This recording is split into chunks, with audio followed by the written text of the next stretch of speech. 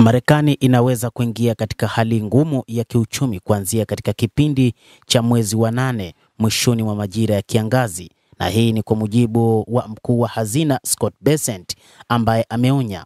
Katika barua aliyoituma kwa bunge la Congress siku ya Ijumaa, aliwataka wabunge kuchukua hatua kwa kuongeza au kusimamisha kiwango cha deni, kizuizi cha kiasi gani serikali inaweza kukopa ili kuzuia kukosa fedha za kulipia gharama za shirikisho.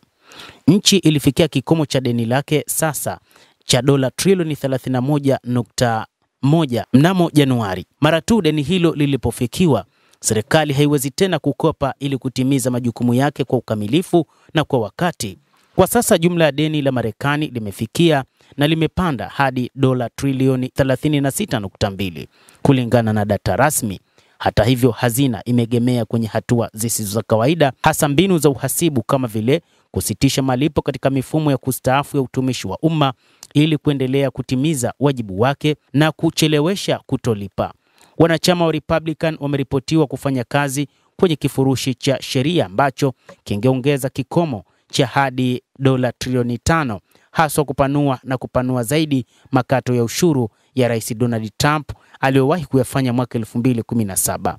Walakini ripoti za hivi karibuni zinaonyesha kuwa mazungumzo yanaendelea polepole na yanaweza kuchukua miezi kadhaa, lakini hali imekuwa ni ngumu sana kwa upande wa hazina, huku Bessent akisema kwamba katika kipindi cha mwezi wa 8 kutoka sasa, taifa hilo ikiwa halijafanya maboresho ya aina yoyote katika uchumi wake, ni wazi halitoweza kukopesheka tena, na kwamba Marekani itaweza kuingia katika mdororo mkubwa wa kiuchumi.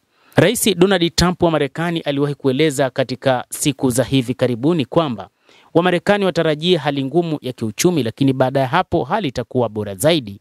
Hata hivyo, alieleza wazi kwamba kutokana na hali iliyopo, si wakati wa kuendelea na malawama, lakini ni wakati wa kukaza kamba.